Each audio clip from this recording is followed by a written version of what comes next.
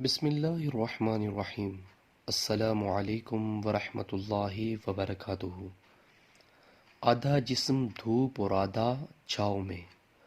حضرت بریدہ رضی اللہ تعالی عنہ سے روایت ہے کہ رسول اللہ صلی اللہ علیہ وسلم نے دھوپ اور سائے کی درمیانی جگہ یعنی آدھا جسم دھوپ میں اور آدھا سائے میں بیٹھنے سے منع فرمائے۔ اللہ اکبر، نیچے والا موجود ہے۔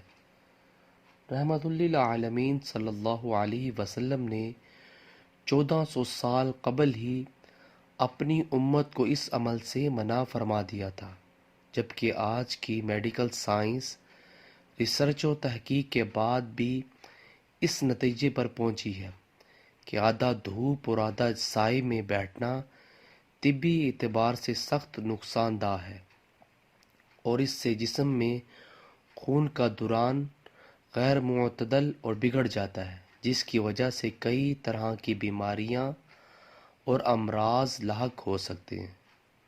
ویورز، اللہ تعالیٰ سے دعا ہے اللہ تعالیٰ ہمیں بھی اس حدیث پر عمل کرنے کی توفیق عطا فرمائے۔